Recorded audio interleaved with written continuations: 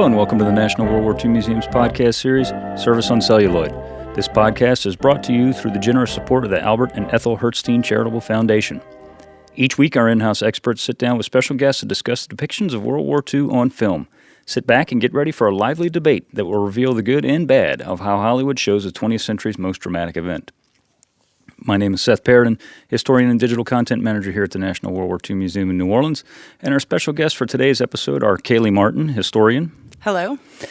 Kristen Burton, curriculum specialist here at the museum. Hello. And lastly, Adam Foreman, student program specialist here at the museum. Hey, Seth. Today we'll be discussing the 1942 film Mrs. Miniver. Mrs. Miniver is set in pre-war and later wartime England in a fictional village outside of London named Belem. The film focuses on the Miniver family as they navigate Dunkirk, the Battle of Britain, and the early stages of the Blitz during England's fight for survival in 1940. Mrs. Miniver stars Greer Garson as Mrs. Miniver, Walter Pidgeon as her husband Clem, Teresa Wright as Carol, Richard Ney as Vin, and Dame May Whitty. Mrs. Miniver was directed by William Wyler and written by Arthur Wynne Parrish, George Froschel, James Hilton, and Claudine West. The film was based on the book of the same name written by Jan Struther. The film was both a financial and critical success, being nominated for 12 Academy Awards, winning 6, including Best Director, Best Actress, Best Supporting Actress, and Outstanding Motion Picture. So we'll start off the same question we always do. And Adam, you're sitting directly across from me, so I'll start with you. And in your opinion, how accurate is Mrs. Miniver? So, it was a fictional town, so that in itself is a clear inaccuracy, obviously.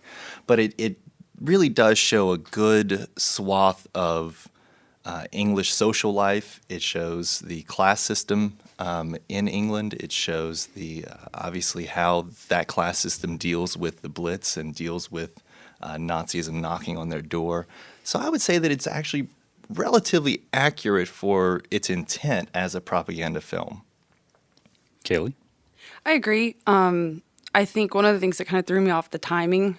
I mean, it never gives you a good frame of reference of when things are, except by knowing when events happen. It jumped around. That's something that kind of stood out to me. But I think I agree with Adam that it's accurate for what it is, for a good propaganda piece. Kristen?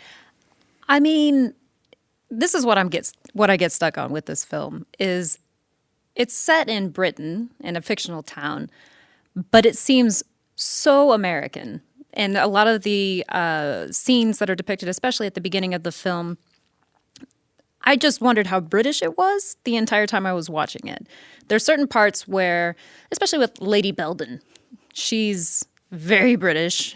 She's very put out at the idea of having to change her routine because how dare the Germans come and try to bomb my town.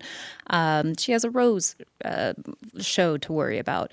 That kind of thing seemed very Downton Abbey, British-ish to me. But the beginning of the film, I couldn't help but wonder, and this is probably going to speak more to what the film was intending to do. You all both mentioned it's a propaganda piece. And I think that's a big factor in terms of this question of accuracy. It has an intended goal, and it's speaking to a specific audience. And I think that's going to affect the way they present certain events like Dunkirk, like the Blitz, and other factors of the war coming in and literally invading people's daily lives and home life. So in terms of just general accuracy, I'm reiterating what you're saying in a long-winded way. It's a propaganda piece, and for what it is, it does a fine job. But I think because of who it's speaking to, it's distorting the way that it presents these historical events.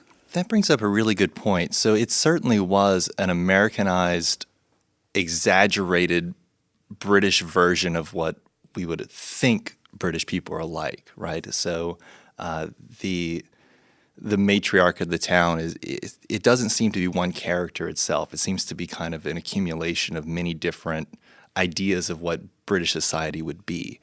So I think you bring up a really good point there, that this is really an Americanized version of what England would be or what Americans think England would be. And most of the actresses and actors are not British. I mean, I think there are only a few of them that actually were born in England, but they moved to the United States relatively early in their life. Right, like Clem doesn't even attempt a British accent. Right. He's just like, this is a wonderful car. It sounds very American. I think he's Canadian. But yeah, I was going to say, I think he's supposed to be Canadian. He's a Carol- subject of the crown. Carol has a very mild British accent, especially Right. for being upper class. Right. And Vin sounds more like, that kind of middling to upper class American where they attempted that anglicized style accent to sound a little more English in the United States at that time in the 1940s and 50s. That accent comes across more when Vin talks than, just in comparison to Lady Belden, who is very British. Right. Lady Belden was most certainly exaggerated. And I think that was the intent. I think that was the point, was to exaggerate the class system within English society.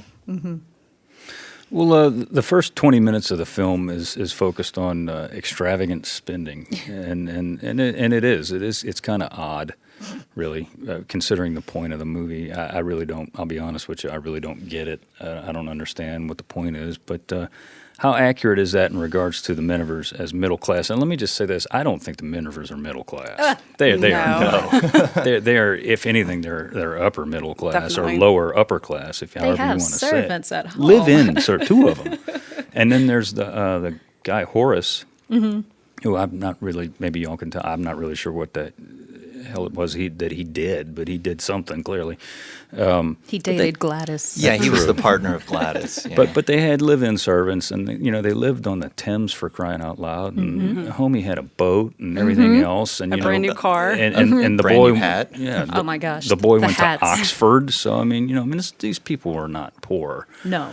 But in reality, the Depression wasn't as bad in the UK as it was really anywhere else in the world. Not saying that they didn't suffer, because they did, but 1939, which is the first year that the movie is actually supposed to be set in, right around late August, early September, that was actually the UK's second best year in the 30s economically. So, it is quite possible that these people who had maybe suffered a little bit earlier in the 30s could have been blowing some money because they finally had it again. Right. But I really don't get that whole. It doesn't play in the movie really. Too I much. almost felt like, were they trying to play that up to then have that juxtaposition towards the end of the film when the house gets bombed, and then they just kind of live with it? It's like, They were we're a little really shabby now. unbothered They by were very their house being destroyed. very much so. And I don't know, was that a setup to show maybe a change in character? They're dealing with things. They go from this extravagance to this, this terrible thing has happened, but it's just a house. We can just rebuild it. Well, I think the main point of it was to show what the war has taken away, right? Before the war begins, before Poland gets invaded, they're out there spending money, buying new Carefree. cars, buying new Yeah. houses. They're wealthy economically. They're happy socially. They're enjoying their family life. Their son's over at Oxford. Everything's great.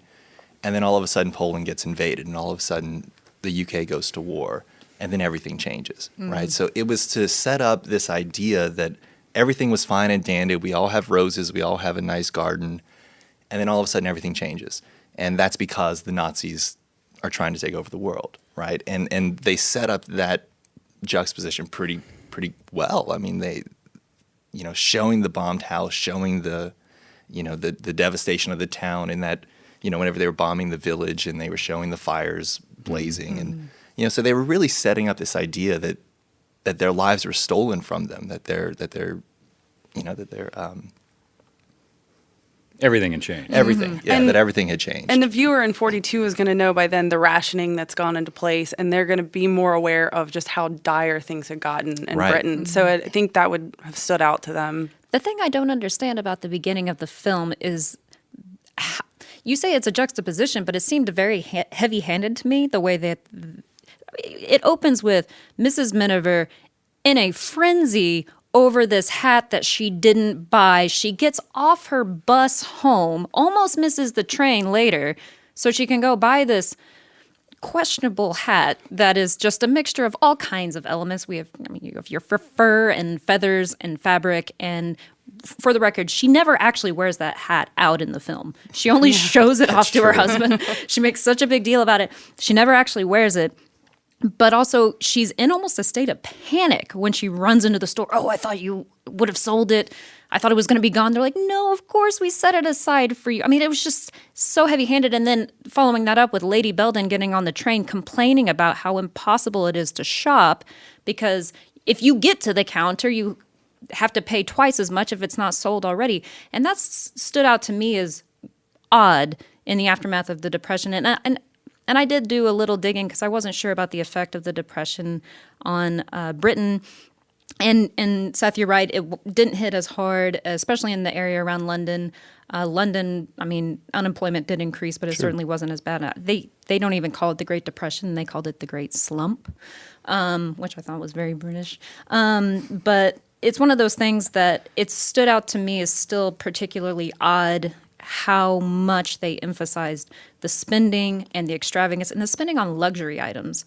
I mean, Clem, when he buys the car, he drove a hard bargain, didn't he? He was like, well, I can't really afford it. And they were like, well, we have cheaper cars. He was like, but I want this one. I'll take it. That's fine. But these are elements that are taken from the book, and it may have been an attempt to connect to the book in a simpler way because obviously they made big changes. The book comes out before all of this even happens. Right. So that may have been an attempt to connect those who are familiar with the book. Well, it could also be an attempt to remind, because remember, this film comes out in 1942. So this is a reminder to that 1942 audience what they had. Right. You know, what now they're dealing with rationing, now they're dealing with shortages, now they're in their daily lives, they're dealing with these bombing raids. You know, so this is what it was. Right. Even though it's a fictionalized version, you know, Right. an exaggerated version, but it's still reminding them how good their life was before. But I did see, too, like certain industries were taking off in London, so it would make sense that he would buy a car because automobiles was an industry that was on the rise in the London area at that time. So, I mean, it made sense to me. I thought it was a little odd that he basically said he bought a new car because it sounded like he got a flat tire on his old car. But, you know. Midlife crisis. Sometimes that has to happen. But you know, a tire costs just as much as a hat. Not today. I mean- I just put a set of tires on my truck. Had to take out a damn loan almost. Anyway, well, let's talk about the presentation of the war. Let's, there's some major elements, some really famous elements that are famous, I guess infamous, you could say, elements that are shown in the movie, including not the least of which is Dunkirk and the Blitz and the Battle of Britain and then the Blitz. I think it's rather appropriate the way that it's displayed or the way that it's portrayed in the movie because, I mean, you got to remember, with the exception of Vin, these people are civilians and they're not in the city. I mean, they're kind of close, you know, but they're not in the city. So they're not going to get, you know, I almost said bombarded, but they are. But they're not going to get hammered with just, you know, war news after war news after war news as people would in London because that's the topic of conversation. There's soldiers everywhere. There's RAF everywhere. They're all over the place. So I think it was rather appropriate. I really do. I particularly liked the section on Dunkirk. I thought that was pretty neat. I thought that was well done. I thought it was pretty accurate too. I mean, the wooden ships in the Hollywood studios, you know, bathtub probably weren't, but you know, whatever. I thought the depiction of, you know, waking these people up in the middle of the night and getting them to go out there and where are we going? We don't know where we're going. What are we doing? We don't know what we're doing. And then the guy's gone for 5 days and his wife has no clue she knows where she thinks she knows where he's going, but she doesn't know. You know, and I think that was very accurate for that particular event anyway. What do you guys think? So what I didn't realize, and this may just be my own ignorance about the evacuation of Dunkirk, was that Dunkirk actually lasted for 8 or 9 days. The evacuation lasted much longer than I thought it did. Yep.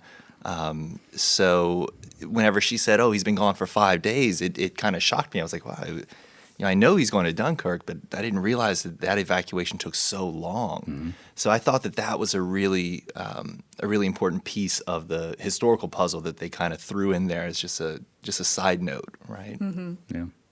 I mean, it's definitely a home front film, and I thought it did a good job in showing how the war is a factor in people's lives. It's kind of omnipresent after a while before the bombing begins and they have to, you know, black out all of their windows.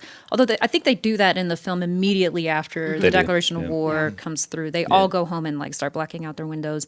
And I liked the little details of the blacked out headlights on the cars so they can't see when they're driving home at dark.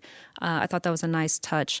The thing that I thought was particularly interesting, and it's almost easy to miss, it's almost subtle, even though rewatching the film a few times it stands out more and more, the scene in the pub where there's that radio broadcast from Germany where they're like, Oh, you will Lord be Haw Haw. defeated and the British lion will be slain and no one can resist, the oncoming German onslaught, etc. And the whole time people are just playing cards, playing darts. One guy even mocks the report, but then they're like, just turn it off. It doesn't matter to us. Like, they're so nonplussed by it. They even I thought say- that was interesting. They even say the real news will come on later. Yeah. Yeah, well, I mean, they knew what it was. They Yeah. weren't ignorant Right. to the fact that it was a propaganda Right, yeah, radio right. broadcast, and so And I thought they did a good job of showing how everyone got involved somehow. Clem joins one of the, I forget which of the home front units, and he's got the armband on. He's going out doing things, and how everybody got involved in some way that they could. Well, I especially like the little hint to the black market. The air raid warden went around and said, Oh, yeah. you're showing a light, and that's going to be 40 shillings or, but I also have all this sugar for sale and I also Right. have these Italian sardines for sale. So they kind of hinted towards the black market that arose pretty early in England as rationing was being implemented. So I really enjoyed that little hint at the kind of the underbelly of civil defense and how that air raid warden was going around finding people, but also selling them black market goods. Right. hitting them while they're down. I thought the depiction of Vin joining the RAF was very, very cool. I thought it was very well done. Because you got to remember in 42, the RAF, they were the stars of the British military, I mean, no offense to the Royal Army, but you didn't exactly do too good in 1940, 41, but the RAF did. I mean, they literally, let's be honest, they did save Britain from invasion. They really did. So they were the rock stars. And the way that they depicted him joining the RAF, and of course, one thinks he's a Spitfire fighter pilot and he's all this romantic idea. I thought it was really cool. But the best part, I think the most accurate part, was when he joined and he was gone for what, a month? He went off to training and he comes back and he's proudly showing off his wings. And his mother and his father both say it awfully fast, knowing full well that he probably didn't get the proper training that he needed. But 85% on that test. Yes. Right, yeah. But he didn't get the training that he probably should have gotten because they needed him out there so fast. And you could see it in Greer Garson's Mrs. Miniver. You could see it in her face. She's got that worry about her son. That anxiety, yeah. Jesus God, he's a boy, A. B, he probably didn't get the proper training, and C, he's about to go into war.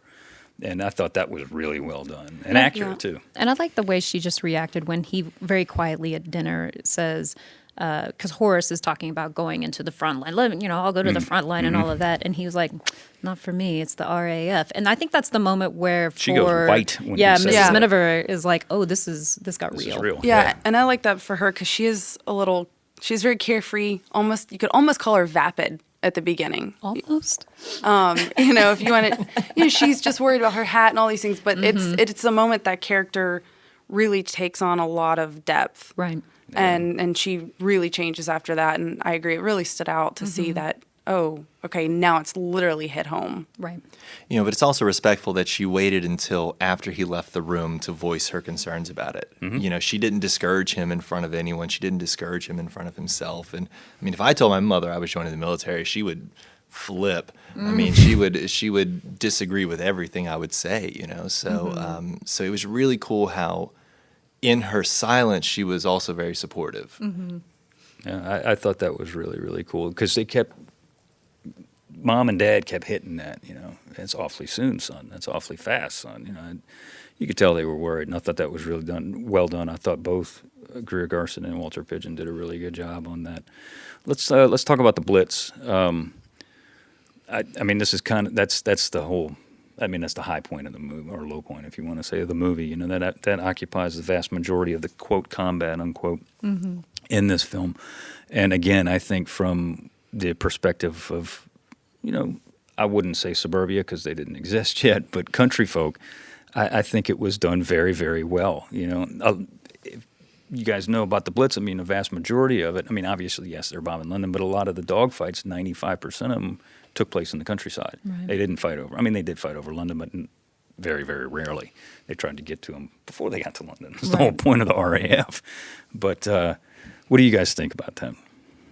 Well, I thought the scene in the bomb shelter was probably one of the most memorable of the film. And I'm sure we'll talk about the scene with the German paratrooper in a moment, but because I think that's probably second to the scene where the family is in the bomb shelter and she's reading Alice in Wonderland to the kids. The cat's even in there, Napoleon. I was really glad they included that and made sure to say he was safe. But the whole scene is this weird section of domesticity in a space that is, I mean, it's only a result of wartime. So they're trying to recreate home life as much as they can and the creature comforts of the domestic life as much as they can. And yet they're in this tiny, cramped space. They have that little air vent as their only like source of air to the outside world, and hope no poison comes through, or else he's so calm. Gas, yeah, he's Clem so calmly tells them, "Well, we'll just suffocate if that happens. It's fine." But when the bombing actually starts happening is when, to me, the film went into another level. Oh yeah, I agree. I think when they were in that air raid shelter, I the first 20 minutes of the movie, I was like, okay, come on, let's go. And Yes. then when the Dunkirk scenes came on, I was like, this is getting good. And then when the Blitz began, and when they're in that air raid shelter, and she's very calmly knitting, and they're getting closer. You can tell they're getting closer, and then boom, there's a very large detonation outside, and she looks up and her eyes are about as big as frying pans. You can tell. Again, fantastic acting, but you can also tell that she gets it. It's coming. It's coming. And I thought the scenes in the air raid shelter, frankly, in my opinion, were the best scenes in the whole movie. They really were, I thought, anyway. Because her main goal is she's not worried about the house. She's worried about her kids. Right. So that's why she's reading Alice in Wonderland, to distract them. That's why the cat's in there, is to keep her little boy happy. And that's why when the stuff starts falling, literally, off the top bunk, she dives right in there to literally lay on top of her children to keep her children safe. And Her kids, awesome. who are incidentally the heaviest sleepers in the world. Yeah, they are.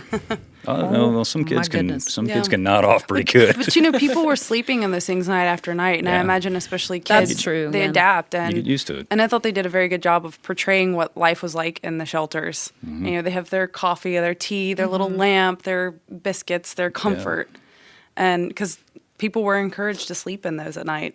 And those air raid shelters are actually a really important part of the film. Those are called Anderson shelters.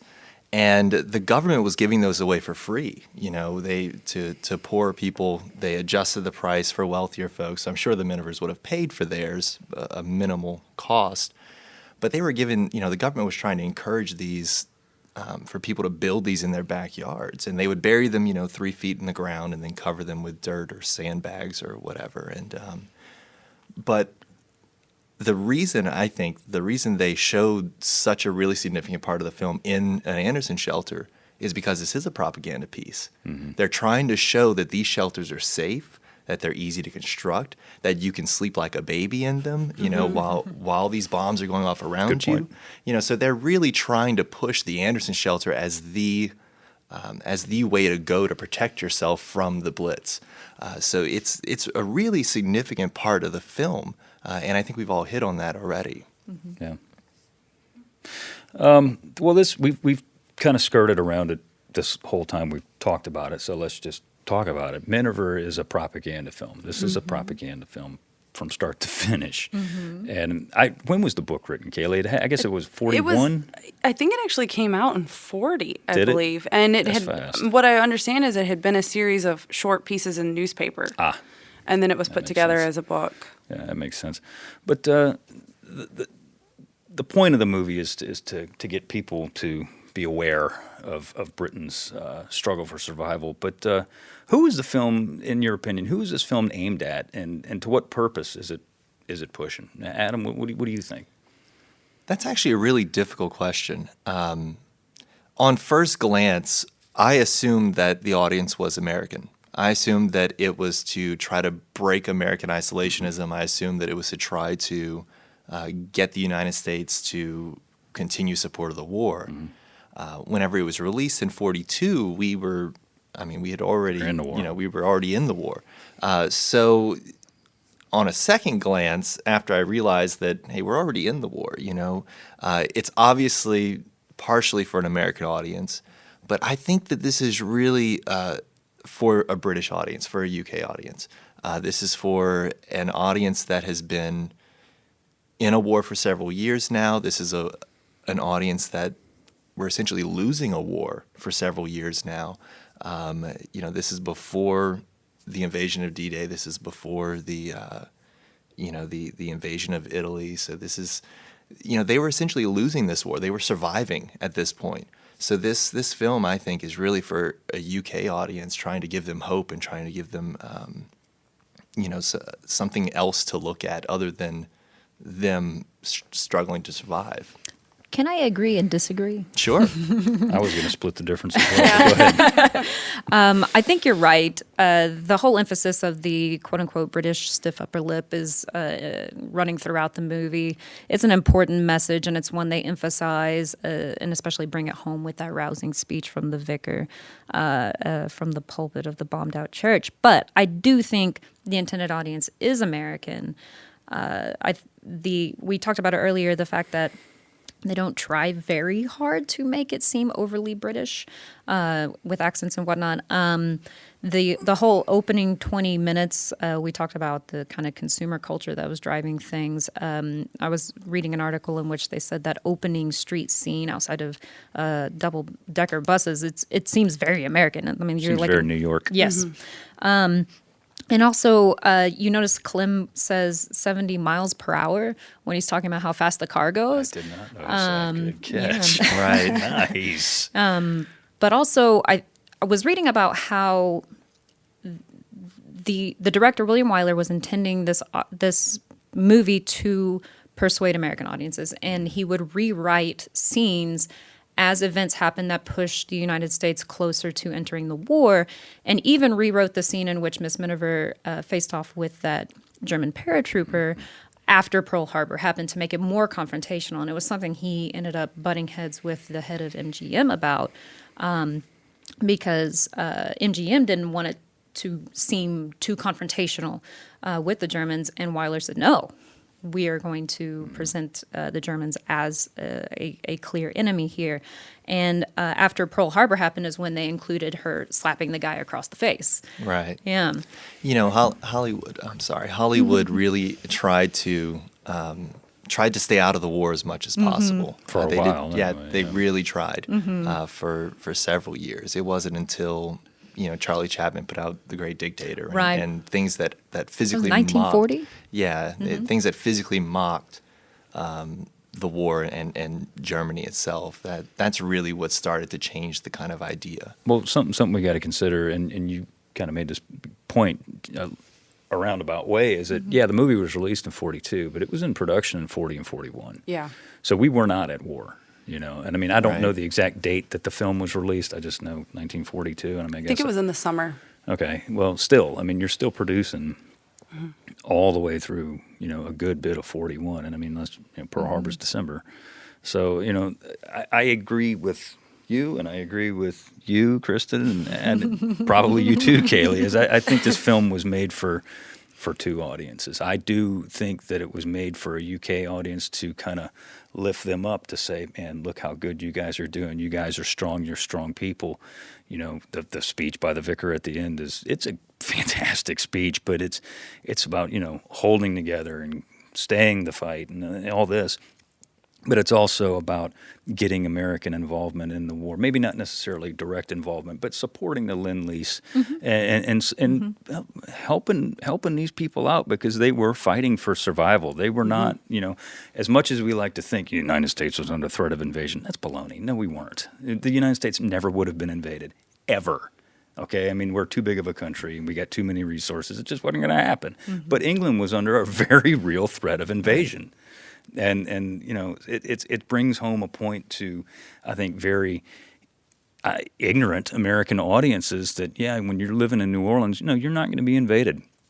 But if you're living in East Anglia, you could be. Right. You know, and the war was not, as you said, Adam, was not going very well.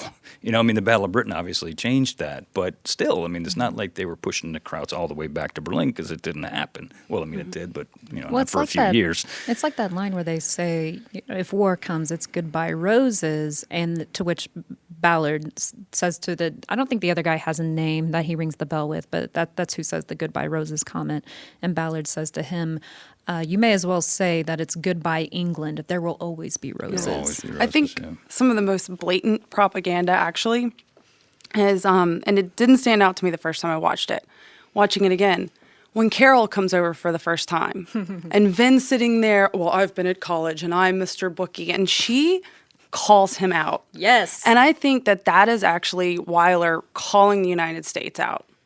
Because she says, well, you're sitting there with your books and you think you're going to solve all the problems of the world, but what are you doing? Are you doing something about it? And I think that's a real call to action, whether it be to help with Lend-Lease or whatnot. I mean, she calls him out and he goes, what do you do? Well, I go help in the slums. And he goes, okay. She said, but you're not going to solve problems sitting there in your ivory tower with your books. Get out and do something. And she just lays it on thick. That's a really interesting take. I didn't take it in that direction. I like that. That's a really good point. Yeah. Yeah, because he clearly learned the word feudalism while he was at Oxford and decided to say it about 20 times in one scene. But I really appreciated that moment where she was like, oh, you're just going to talk. You're not going to do anything. You're just going to talk. And she tells him action is necessary sometimes. And I think, if anything, is really trying to drive home to Americans to get out of isolationism. That whole scene was, but it was so subtle you almost miss it. You know? I did miss it. I did miss it. So I honestly thought it was really funny that he was railing against the upper class. This, you know, he said feudalism 30, 40 times in this Insane. rail against the middle class. And then While their servants bringing them drinks. Right, while their servants are bringing them drinks and while they're about to go to a ball that night and, you know, he sneaks into the ball and flirts with the lady of the town. It was crazy. Little bit entitled, shall we say. Not unlike a few people today. Anyway, we will stay away from that. We talked about William Wyler, and you mentioned, forgive me, one of you mentioned his fight to get the movie done.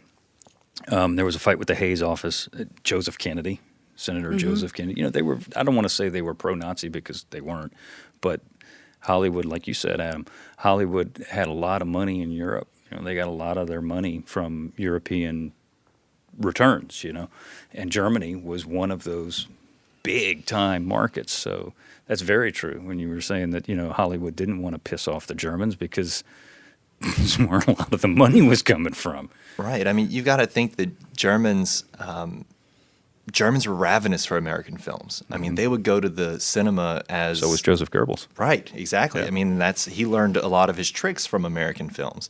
You know, so they were ravenous over American films. They would consume, you know, lots of these things. They would go to the cinema all the time. You know, that was where most of their news came from, but that was also where a lot of their connection to the outside world came from, was that cinema. And they were really ravenous for American films, especially the Germans. They loved American films. Yeah. So for Wyler to push this hard to get this done, and then to do it like you were saying, Kristen, in the way that he did do it, you know, making tweaks as they were going through, that shows the change in Hollywood's perception. And you know, after Pearl Harbor, it was on then. You know, every Right. German was this evil, you know, fang-having, blood-dripping creature. You know, same thing with the Japanese, but it was pretty harsh after that. But you know, Wyler, of course, he enlisted too. You know, And it was also personal for him. He Oh, was born in Alsace-Lorraine. He was Jewish, so it was very personal what was happening over there, and that played a lot into why he pushed the way he did. yeah. Right, and he was born while the German Empire still existed. So he actually was born in the German Empire in Lorraine. Yeah. He's a pretty interesting cat because, I mean, after, you know, I mean, he joined in 1942, so would have been not long after this film was released. He missed the Oscars because he was, Yeah, when he won, as he was actually Oh. serving. Yeah. yeah. I mean, he made Memphis Belle among many, many, many other films. So he didn't just talk. So he No, goes he did on not. to make correct me if I'm wrong, but this is the same director that does Ben-Hur, right? Yes. Later on. And Roman Holiday. And you can see in a lot of the technical shots in Miniver that he's playing with, the close-ups of an embrace and the close-ups that you see really executed very well in movies like Ben-Hur that he does later on. So he's practicing a lot of those, technical aspects of shooting film that he's going to really master in some of his later films. And he did The Best Years of He Our did Best Lives, Years of too. Our And Lives, Teresa With Wright's in Teresa that. Wright, too, correct, yeah. And I mean, that, of course, he did that after the war because he's seen the things that he'd seen overseas. The church is seen as a gathering place for the community throughout almost every large event in the film. The presence of religion in the film. I mean, for me, just looking at it from, like we kind of talked about it before, these are country folk. And I mean, if you've ever been to Europe, then you know that most European small towns, especially in the UK, France, they have a church. And that's the center of the town. Right. And that's it. That's where everything goes down. What do you guys think about that as a comparison to the German expansion, if you will? I mean, so I think the church is, and I caught this right away, I think the church is a really, really significant part of this film as well. It's where all of the major events happen, right? It's where they learn about, or we learn as an audience about the invasion of Poland in the bell tower. We learn about Britain declaring war. I'm pretty sure the flower show is on the church lawn. So all of these things are happening with the church being the center. At the same time, Nazism in Germany is outlawing Jehovah's Witnesses. They're persecuting the Jewish people. They're trying to consolidate Protestant faiths under one religion. Historians have even said that Hitler was eventually going to try to get rid of Christianity within the Reich, trying to make the state the center of belief and the center of faith instead of a deity or instead of an independent church. So the role of the church in this film, the role of the vicar especially as the voice of the community, is really important because it's exactly the opposite of what's happening in Nazi Germany and lands that Nazism expanding to. And I thought it was interesting at the end when they all sing Onward Christian Soldiers. Right. Because that was a song that Churchill had selected to be played at some things, and he really played up the song. And I think that plays into some of the propaganda you see, especially coming out of the United States, that this is God's war. God's on our side. Joe Louis, we're on God's side, so we're fighting the good war. And I think that plays into that very much so. So the scene where Miss Miniver is standing on the bank of the river while Mr. Miniver's out at Dunkirk and she's waiting for him to get back, and she's very anxious and the anxiety is there on her face, and Mr. Ballard, the station keeper, walks by. He actually makes a really important comment. He says that he quotes something from the Bible to put her at ease, and then he says that anyone who throws it away, meaning the Bible, anyone who throws it away for Goering and Goebbels will never win this war. And that was just one sentence in the film, but it outlines exactly the significance of the church and of this idea of a Christian soldier and God is on our side, and in opposition to what's happening in Nazi Germany. Mm-hmm. That's a good point. Good point. For a film about war, there is very little brutality. And it's true, and frankly, I think that's kind of good. You can be beat over the head with it so many times. The tragic scenes, however, are very, very impactful. And I mean, we kind of talked about. I think that the scene inside the air raid shelter is a tragic scene. I mean, these people have been thrown out of their homes, and however wealthy they may be, it is their home, and they've been thrown out of their homes, and they're living in a hole in the damn ground. Whose heartstrings do you think Wyler was tugging on with this? And this kind of goes back to what we were talking about, who is the intended audience, Right. And I personally, I think, again, it was an American audience that they were poking at here. And I think the loss of Carol was targeted to all the young men in America, saying, look at what's happening to these beautiful young women over there. That could be your wife. I mean, those are essentially the casualties of the war. At the end of the film, when they say who was lost in that choir last, boy too. there's a choir boy, so a child, Carol, young woman, and then Mr. Ballard. Mr. Ballard. Yeah. So, and they specifically say it's women, children, and the elderly. Right. These are the victims of this war. And there's one scene too when they're in the air raid shelter and they're looking out and they're seeing the village being bombed or whatever. And Clem, the father, she's saying, "Oh, I wonder if they're going after the airdrome tonight."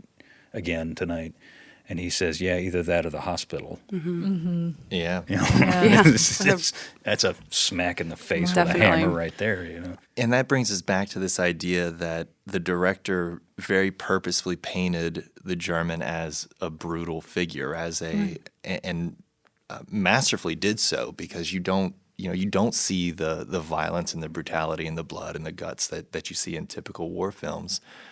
But whenever Miss Miniver has that Nazi in her kitchen and he's applauding the destruction of Rotterdam, where some 900 civilians died, in the German Blitz on Rotterdam, it paints the German as a Nazi and as a very brutal figure with fangs, and that is your enemy, that is your beast that you're trying to slaughter.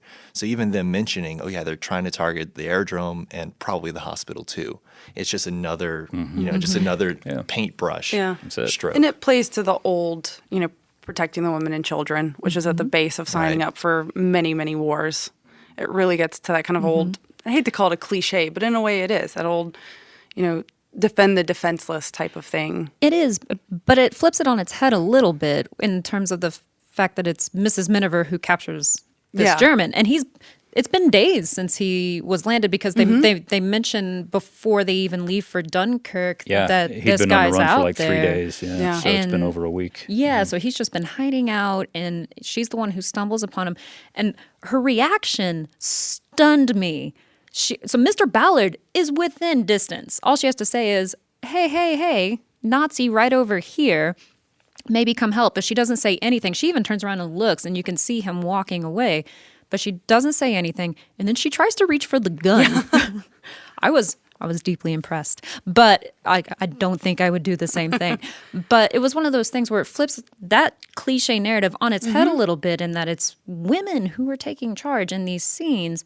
And so the Nazi comes to, she doesn't get the gun at first, but she keeps her cool. She doesn't lose it. The whole women falling into hysterics doesn't really happen. And then eventually when he does collapse from exhaustion or whatever, first thing she does is she takes that gun. Yeah. And then calls the police. And then she totally plays it off when her husband comes home and he's like, well, you've just been comfortable at home. And she's like, well, I'm just capturing Nazis. It's fine. No big deal. I thought that scene was really cool because he was exhausted. He was oblivious. She could have been. She could have said, "Hey, I'm Santa Claus," and he's like, "What?" Yeah. He wouldn't have known. Right. But I thought it was well done. But he also says then to it hits her him. that, Yeah. well, war is for men to deal with, while you women keep, tend to the home. And she just gives him that smile that women give to that smile that women give to men all the time. I immediately recognize that smile. That kind of yeah, I didn't just capture a Nazi. It's fine. But I also wanted to get back to that scene where you mentioned when Carol died, because I thought that also was a different presentation of in a war film that I hadn't seen before. And Seth, let me know if this is something you've encountered before, where you see a woman who's been shot and as a result of combat and is cradled in the arms of another woman who is comforting her. I've seen that scene with a soldier, so two men, someone who's been shot, the other guy saying, you're going to be okay, you're going to be okay, it's going to be fine, we're going to get you help. And then, the person dies. I've never seen that kind of a scene play out with two women in a wartime film. I can't recall either, but again, I think that's accurate. I mean, at this time, this is summerish, fallish, 1940s. So a lot of the men were not home. Yeah. I mean, Right. obviously, they weren't devoid of males in No, England, no. but there would have been far fewer. So the women would have taken an active role. They did. They had to. There's no would have. They did. Yeah. They And had I mean, no choice. So I mean, I think that was accurate. I mean, Yeah. as sad as it was, and it was, and that was a good scene. It too. was. Yeah. And I always wondered, did Carol send her off for that glass of water on purpose? Yeah, I don't know. Because she sends her for a glass of water and then she takes that kind of shuddering breath. And I always wonder, was that intentional? I don't know, but But I thought it was interesting Well how done. it took these very familiar, and I don't know if they were tropes by that time, they are now, in terms of scenes in war films that you just see over and over again. But it flips it by changing the gender of the characters involved.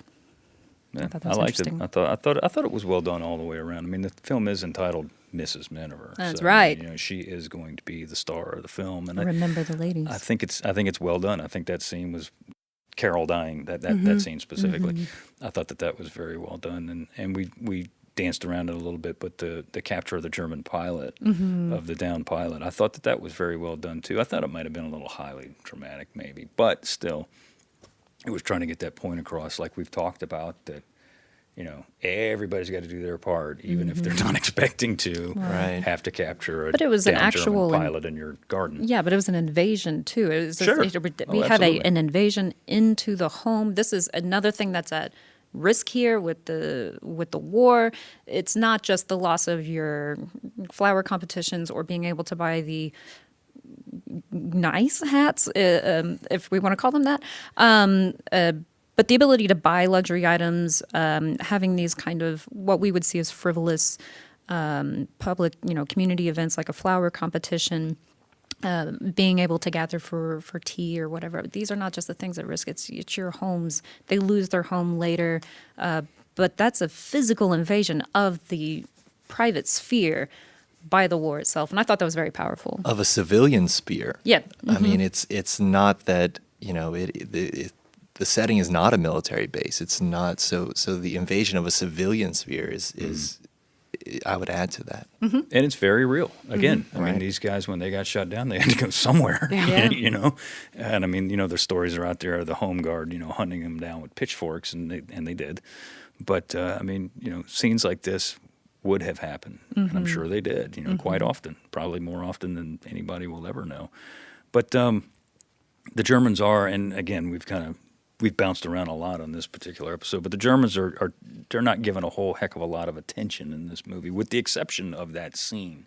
And that guy, oh, by the way, his name was Helmut Dantine. He was in Casablanca. He was the guy that was trying to get out of Casablanca and winning at roulette. Same dude. Interesting. And he was an Austrian. We talked about this in our previous episode about Casablanca. If you want to listen to it, please do so. He's an Austrian who was arrested and thrown in a concentration camp. Wow. Yeah, and his parents bought his way out, and he got out and came to the United States and vehemently anti-Nazi, and was always cast as Always a Nazi. cast as a Nazi. Poor Wow. guy. Yeah, but I think the reason that they're not shown, as often as you might see them in other movies is because it's not about them. Yeah. Right. It wouldn't have made sense. No, it's about the Brits. It's about, like we said, standing fast, stay the fight. Your strong people keep it going. Yeah. Or, in our case, get in the damn war. And I think it also kind of illustrates that during the Blitz, to most British people, they were a faceless enemy. You weren't seeing them. You heard them. It's nighttime. You're in your shelter. So they were a faceless enemy during the Blitz. And I think that it wouldn't have made sense to have a lot of them on the ground. The one flyer, I think that's more reasonable, more realistic. Yep. That's really true. I mean, you always heard the bombs dropping, and even though the sound effects were dreadful, I mean, even by today's standards, the sound effects were pretty bad. The whistle in the background of the bomb dropping. But you're right. That was the enemy, right? That was the drone of an aircraft was the Exactly. sound of the enemy. All right. Well, I know some of you guys and gals want to talk about Mr. Ballard. Let's go ahead and rip on him a little bit. Rip on Clarence the Angel. That's literally all I saw was Clarence. I was expecting him boy, to jump. Clarence. I was expecting him to jump right into that river. He was creepy, He is a wasn't creepy he? dude. Yes. yeah. Yes. Did you all notice whenever whenever he was standing at the train station, said, "I didn't see you on the train, but I was expecting you," and then he invites her into the train station to smell the rose. Yeah. And And the roofies.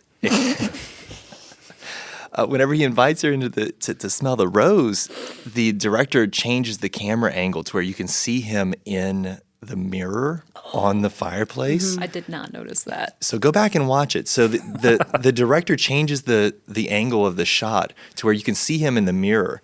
And as she leans in to smell the rose, he leans in and smells her hair. Oh, I missed that. I didn't see that. You guys have got to go back and see that. It is For the our nightmares creepiest. It is the creepiest moment. Damn, Clarence, see- no wonder you've been waiting so long for your wings. See, that changes things for me because I tended to see him in a more sympathetic light. He's kind of a lonely old man.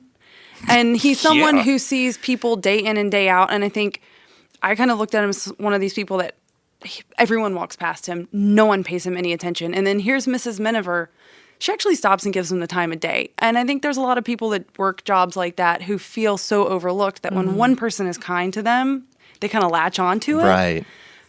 Now that I know he's Yeah. sniffing her hair, Yeah, it's a little that's different. sweet, but he's a creep. And I could see that too. But in addition, I've been watching you for years, waiting for you to come home. But then the weird thing when he's talking about the rose, he's like, well, it's all in the breeding, and and, that kind of stuff. He's like, and that's where you come in. And I was like, whoa. But then Mrs. Belton talks about in the breeding. When breeding she talks too, about the yeah. relationship when Ven and Carol getting married, she goes, yes, but it's all about the breeding. And Yes. it's kind of interesting because you have this lower class, upper class, but they're all focused on breeding and the importance of that. was about things. dogs. And all centered on the middle class, which was supposedly the Minivers, right? So that both conversations about breeding between this upper class and lower class persons, people, Right. were centered on the Minivers, with the Mrs. Miniver Rose and then the Ven Miniver who was marrying the upper class lady. And Mrs. Miniver kind of moves between those two worlds. Right. She's able to talk to the upper and the lower and be respected or appreciated eventually by both. Well, and I think that's one of the reasons too why, and not to get back to something we talked about so long ago, but why I think it appealed to an American audiences is they're emphasizing this egalitarianism in a clearly class-based society. All the attacks on the upper class, and then eventually, of course, Lady Belden comes around, and even though she wins the flower competition, she gives calls it an away, audible. yeah. She's like, "Wait a second, Miss Miniver changed my mind because before she even walked up, she was like, of course I want to win this trophy. I always do." And then Miss Miniver, has a well-placed comment, and then that gets to Lady Belden's heart, and she awards it to Mr. Ballard, who almost strokes out in response. But I will say that that's a fair point about here's someone who's easy to overlook and how much it meant that someone who is above his station, even though not of nobility, may pay attention to him. That being said, I'm with Adam. He was creepy. Too much. Don't watch me go to and from my house and make note of when I should be showing up because that's too Yeah. far, sir. I'm telling you, you guys have got to go back and watch that scene where she smells the if I want rose. to. I think I'm good. She leans in and smells the rose, and then the camera angle changes to where you're looking in a mirror, and you see him lean in. He shuts his eyes and he takes a No. deep breath. Nope. Like, Nope. that is the creepiest thing that I've seen. That is creepy. That's okay. All right. Hard pass. Hard pass. Kristen, I'll start with you. Did you like it, and would you recommend this film? That's a complicated question. I don't know if it's my favorite film. It doesn't have to be your favorite. It's not. I will say, I will say that it's interesting, and the more I watched it, the more things I found to unpack. First impressions, I thought it was pretty weird, especially given that the first half hour is so hyper-focused on consumerism and spending and extravagant spending, and they just won't stop talking about buying things. And I thought that was odd. The kids were super obnoxious. I'm sorry, but what's his name? Toby. What's wrong with that kid? He's telling Horace, you can write your letters home in blood, and then he makes that like throat slashing motion. Like, you're 5 or 4, or however old I don't know. Anyway, it's little things like that peppered throughout the film that just stood out to me as making it particularly odd. I think if you're watching it as a propaganda piece, as a piece of its time, it's clearly an important film, so much so that Library of Congress has added it to its was the National Culturally significant, Registry of Films that it's going to preserve forever. It was considered one of the top 50 most influential American films of all time. For what it is, it's clearly important. I think if this is a time period you're focused on and you're interested in World War II era films, you absolutely should see it. It's a great home front film, which we don't get a lot of those. Right. Well, you don't get a lot of them that are serious. Right, you get a lot right. of fluff. Sure. I would say there is a lot of frivolity throughout this film, especially the scene where Clem is giving Mrs. Miniver a hard time about being at home and being pampered, and she just laughs off the fact that she caught this Nazi, and then it's just over.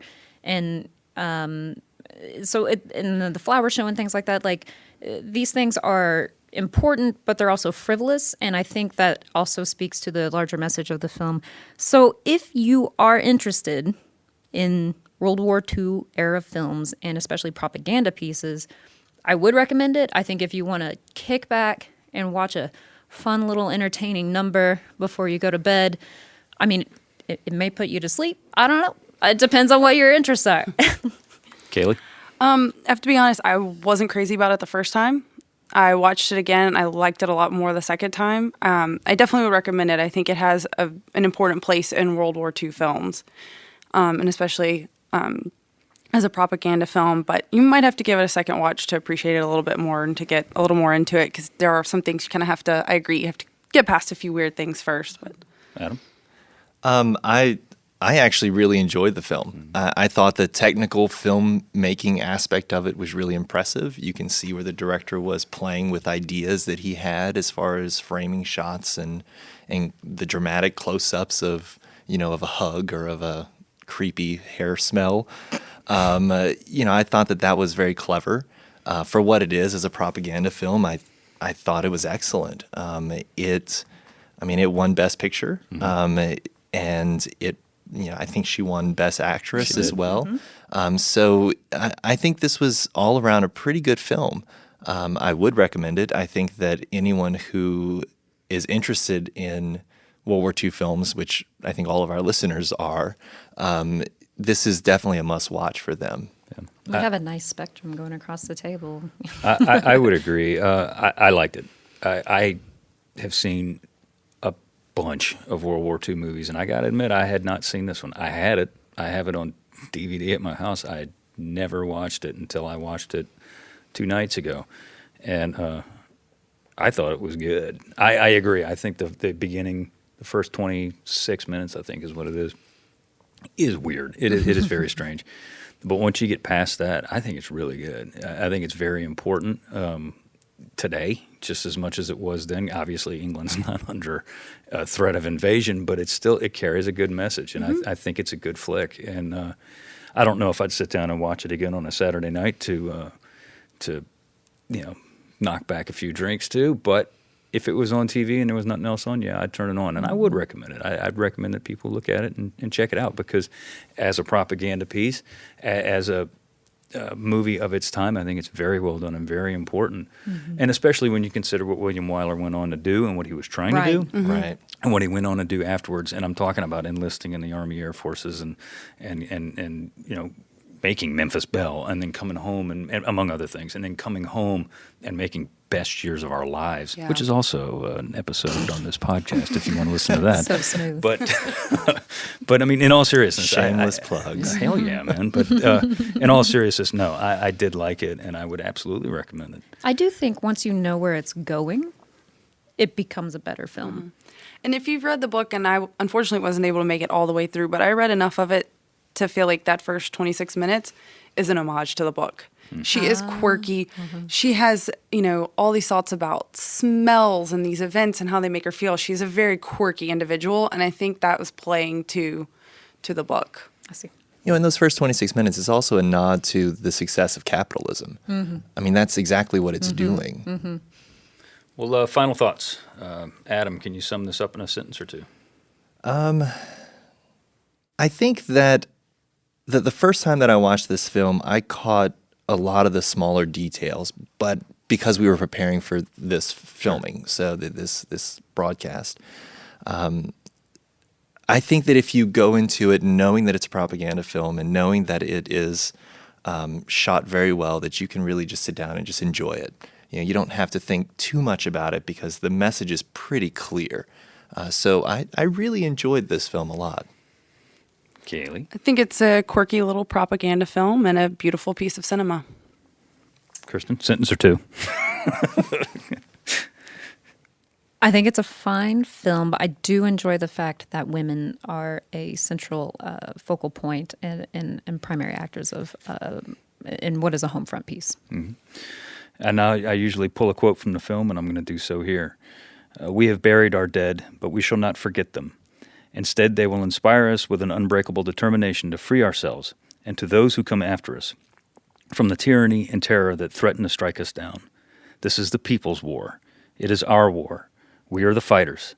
Fight it then. Fight it with all that is in us, and may God defend the right. So with that, I want to thank you so much for listening.